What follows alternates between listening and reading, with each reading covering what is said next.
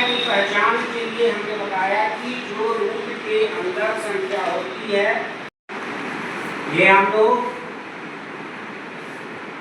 संख्या पद्धति को जानेंगे जो बनाई हुई है।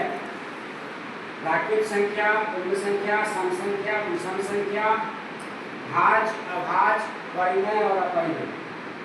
जिसमें प्राकृत संख्या जो है वह गिनती की संख्या को कहते हैं, जो एक से शुरू होता है और अनंत तक जाती है। तो सबसे छोटी प्राकृत संख्या क्या है? एक।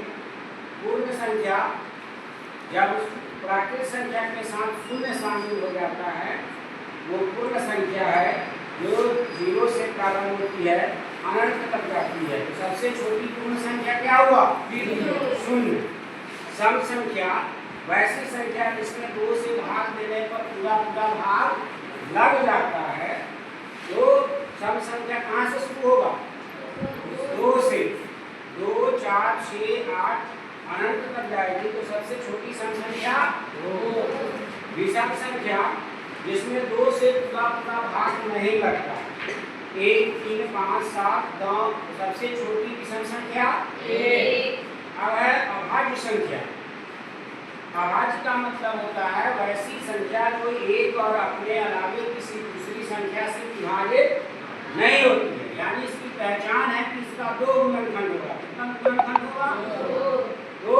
2, 3, 5, 7, 9, 11 लिखा गया।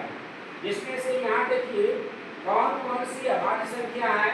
तो 2, 3, 5, 7। 7 के बाद क्या होगा? 11 होगा, जिसका 2 गुणनखंड होगा। 2 का भी 2 गुणनखंड है, 1 और 2। भाज्य संख्या यौगिक संख्या जिसका 2 से अधिक गुणनखंड होता है, यानी जो एक और अपने अलावे किसी दूसरी संख्या से भी विभाजित हो जाती है। तो यहाँ वह पहली संख्या क्या मिलेगी हमको? 4।